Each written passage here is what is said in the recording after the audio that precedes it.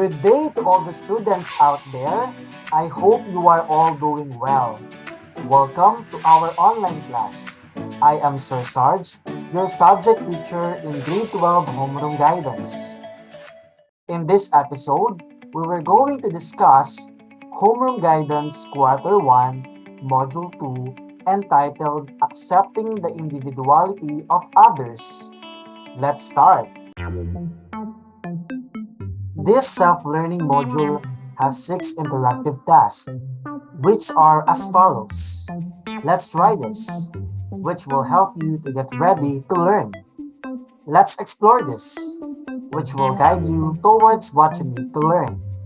Keep in mind, which will give you the lessons that you need to learn and understand. You can do it, which will help you apply the lessons learned in daily activities. What I have learned, which will test and evaluate your learning.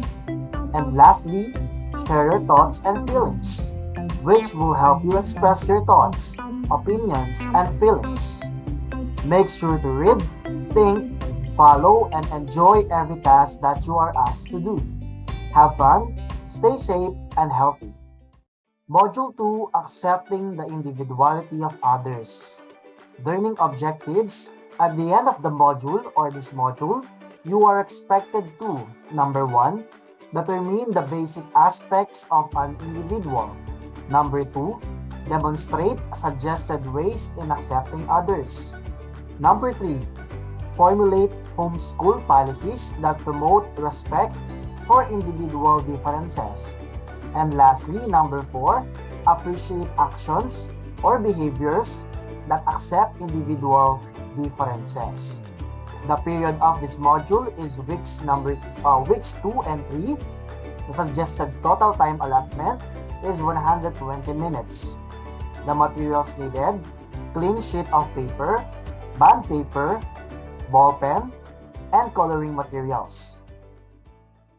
In this module, you will have a better understanding about your role in promoting respect for individuals' differences.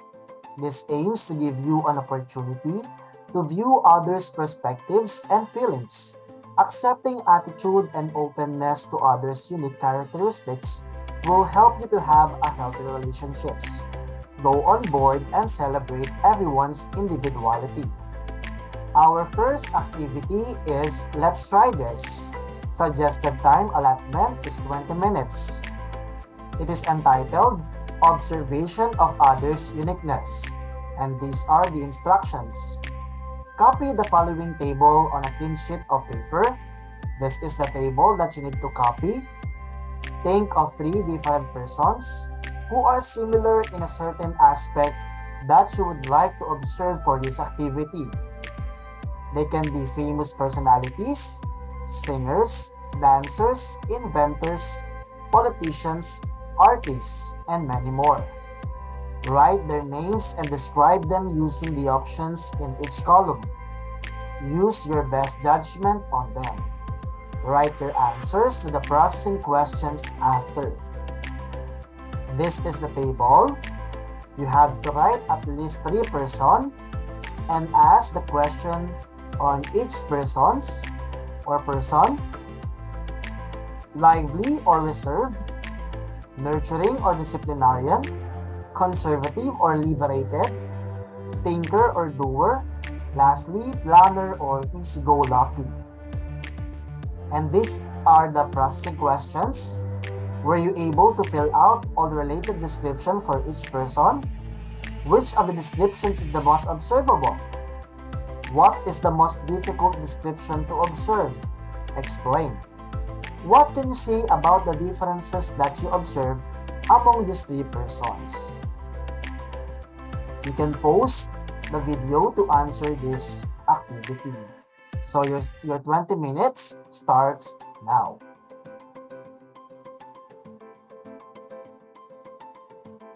Good job on your first activity. Now let's move on to the second part. Let's explore this. The suggested time allotment is 20 minutes. It is entitled Showing Support for Others. Copy the following table on a sheet of paper. How will you support others in the given situations? Write your answer in each column. Here is the table that you need to copy. Write the then situation and react according to the following: physically, emotionally, socially, and spiritually. These are the situation.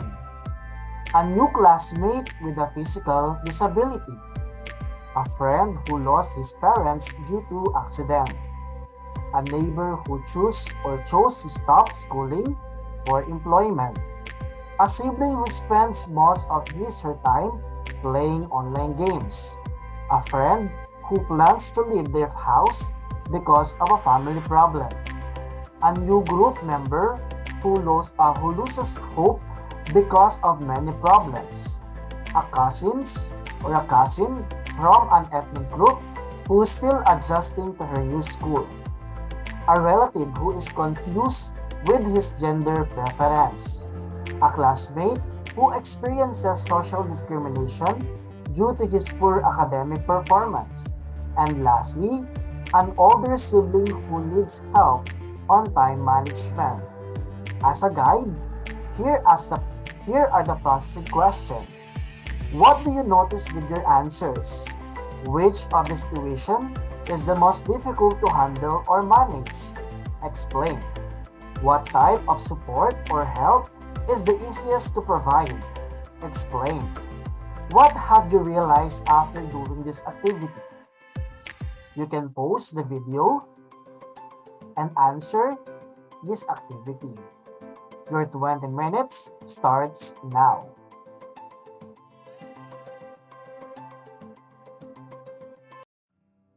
Good job on your second activity. Now, let's proceed to the discussion proper. Keep in mind, the suggested time allotment is 20 minutes. In dealing with others, we must recognize that we are all different from one another.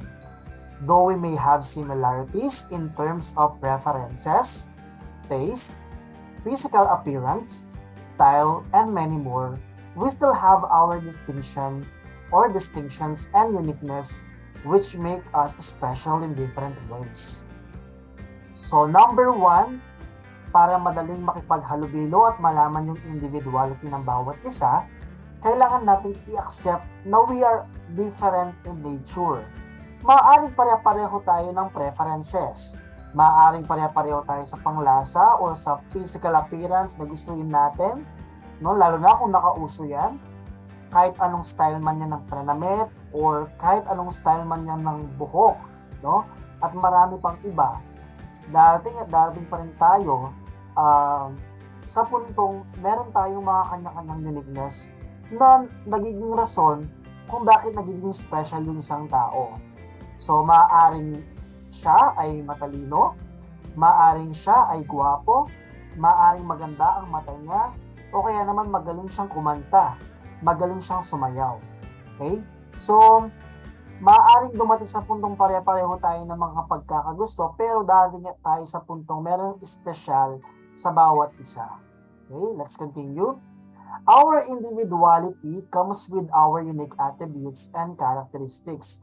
So, kagaya ng sinabi ko, nagiging espesyal lang isang tao dahil sa mga unique na attributes at characteristics niya. Some can easily be seen physically, no? While some can be manifested through actions and behavior which may indicate values and personality. So, maaaring kung paano ka lumaki, that's why ganun yung attitude mo. Maaaring mas mahaba yung patience mo kaysa sa isa, or baka naman mas matangkad ka kaysa sa isa. Maaari din namang mas magaling kang magdesisyon sa mga bagay at ang isa naman ay hindi. So, lahat tayo ay pantay-pantay sa bawat talent natin and skills. But,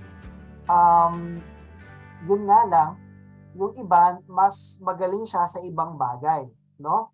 There is harmony and diversity and we can keep it that way if we learn to accept one another as we are. So, kahit gaano man tayo magkakaiba, no? Kahit gaano man tayo hindi pagkapare-pareho sa mga gusto, possible pa rin naman yung harmony as long we accept one another. Accept mo na yung best friend mo ay hot temper. Accept mo na hindi magaling sumayaw sa TikTok yung jowa mo. Baka naman pinipilit mo siyang sumayaw, hindi naman niya, no? So, siguro, by accepting their differences, no, we can teach them to improve their skills and talents, no? Instead na mas mag-focus tayo din sa mga weakness nila, doon tayo din sa mas malakas sila. I-improve natin yun, no? There are healthy ways to deal with our individual differences which would work for everyone's advantage, no?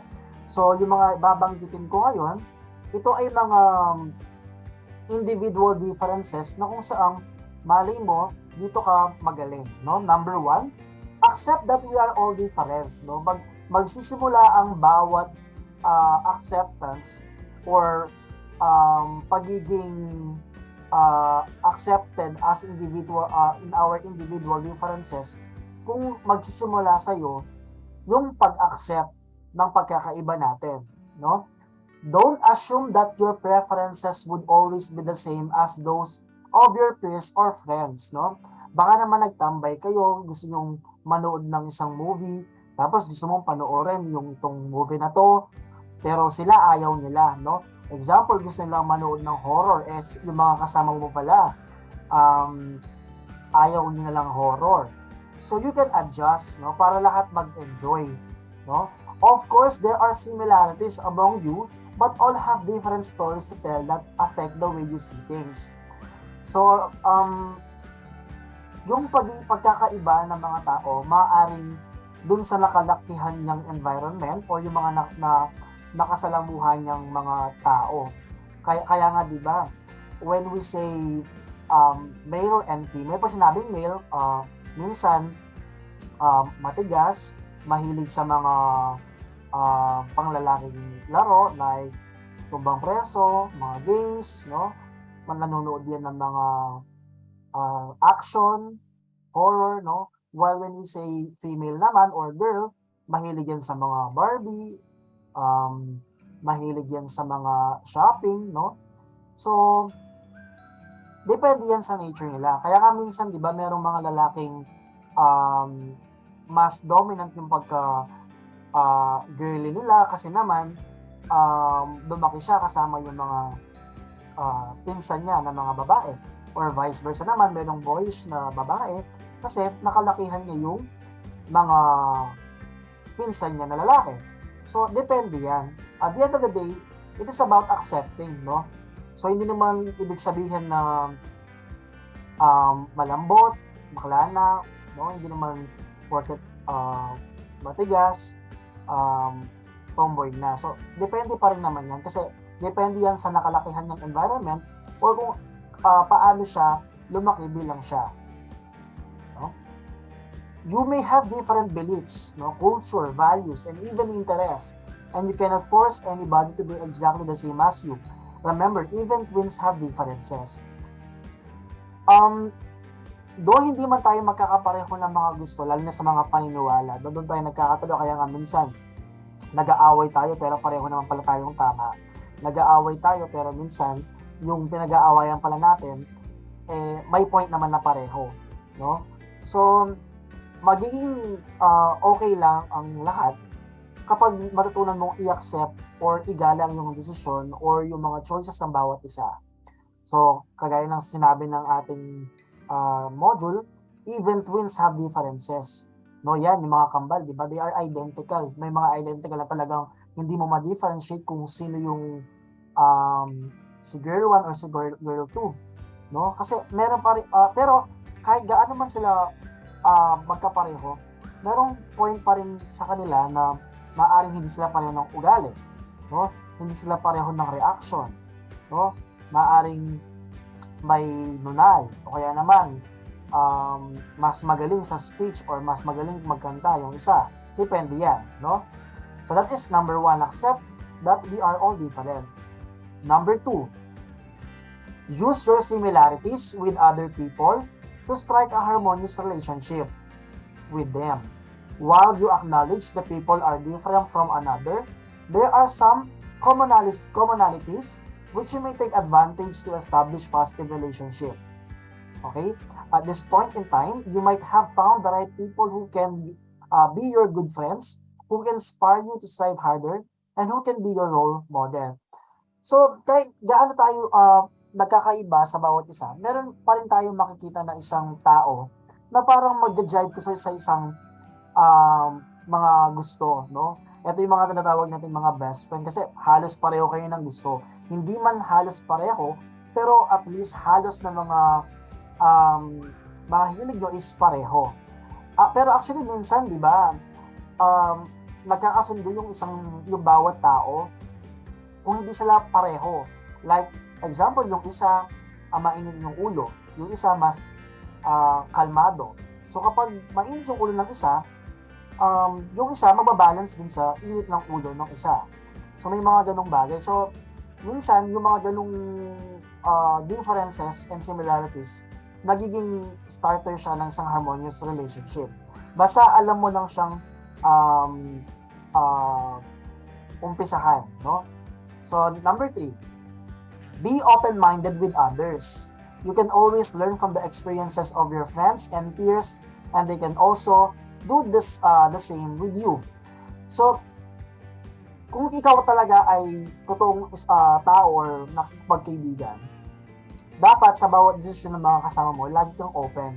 Even kahit darating man tayo sa point na hindi mag-a-approve yung sarili mong desisyon, no?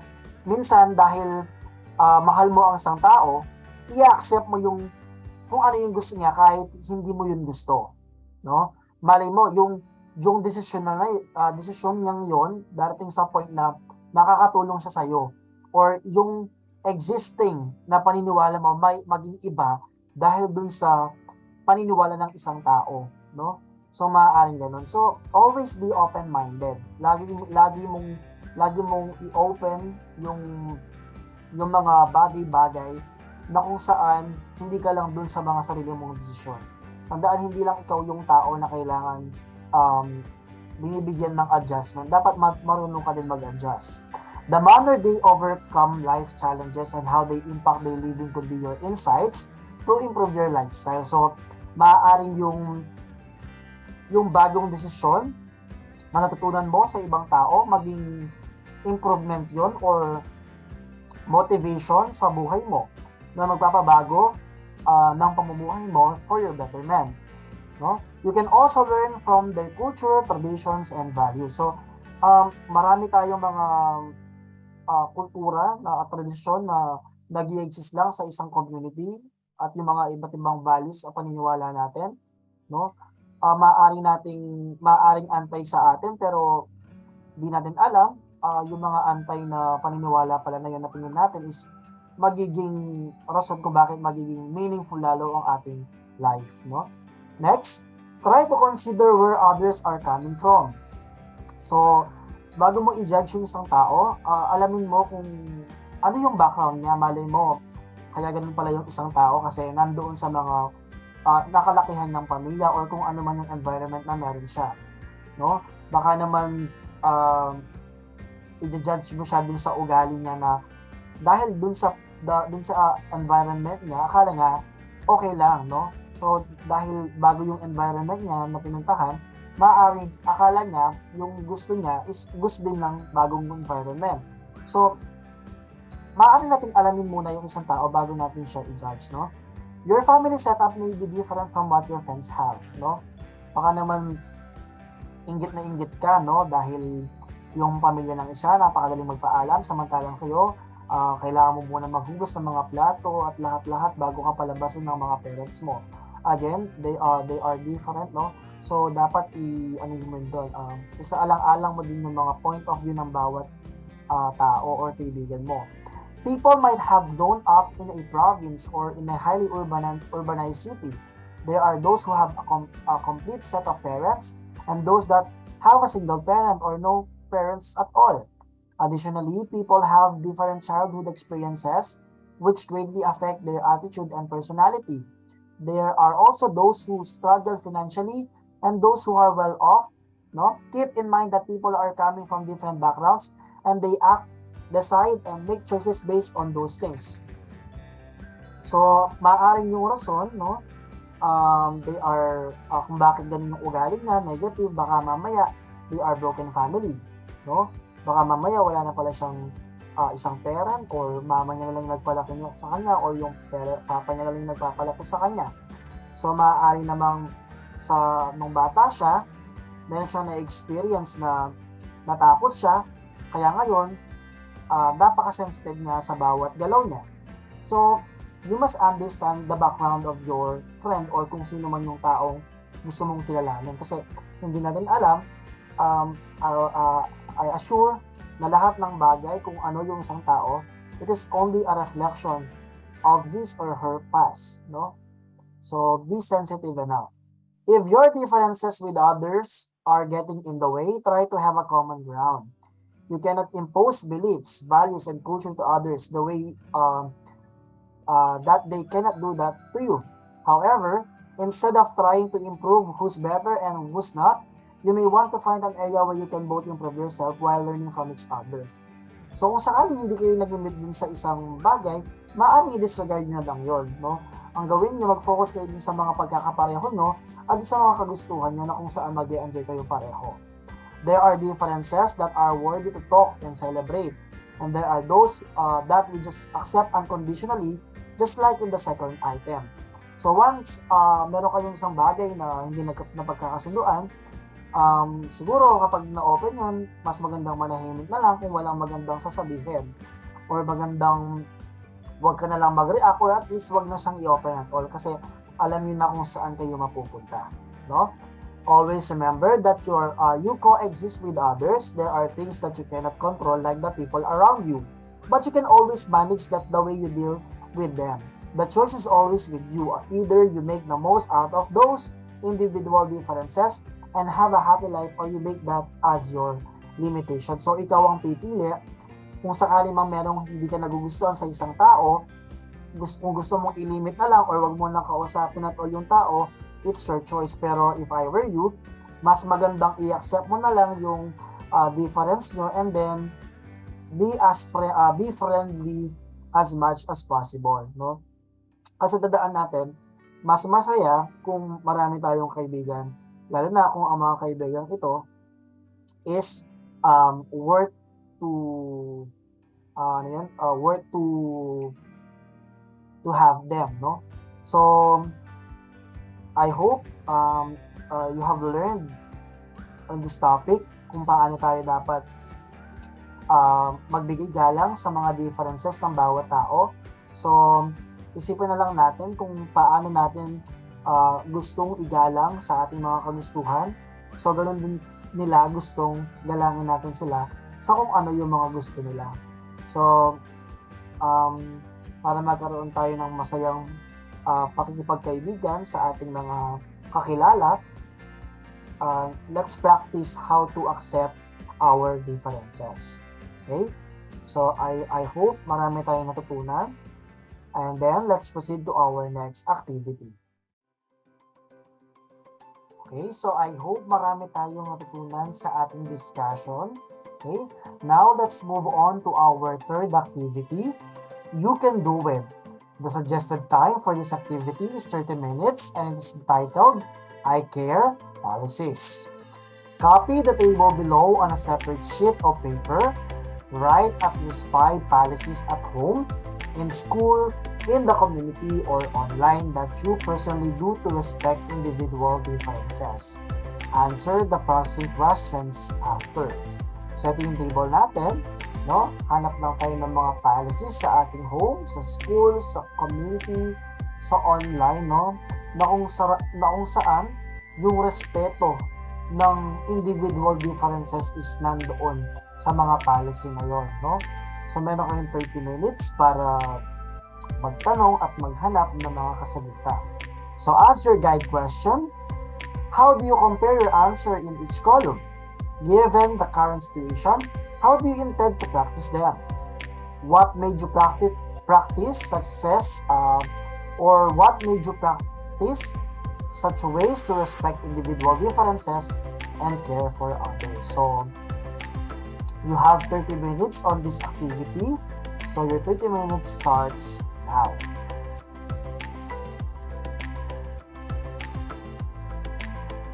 Good job on your third activity. Okay, now let's proceed to our fourth and fifth activity. So, what I have learned. So, under what I have learned, the suggested time allotment is 15 minutes. Write at least 3 to 5 paragraph essay that answers the question below on a sheet of paper. So, this is the question. How should we celebrate our individual differences? No? So, paano ba natin sineselebrate or binibigyang kapasalamatan at kasiyahan ang ating mga individual differences? You have 15 minutes, no? So, I will continue on the fifth activity, which is the share your thoughts and feelings. The suggested time allotment here is 15 minutes also. So, create a slogan or poster on unconditional acceptance of others and respect for individual differences. You may post it online or physically in the most noticeable area at home. Use a short bond paper and coloring materials. So, gagawa kayo ng poster dito sa part na to. Pwede mo siyang i-post sa public places, no? I-print mo siya or i-drawing mo siya and post on public places. Pwede rin namang i-post mo siya sa online, i-tag siya sa mga friends mo, no? So, in this activity, you have 30 minutes, no, para tapusin siya. Kasama na yung ating essay and our slogan. So, your 30 minutes starts now.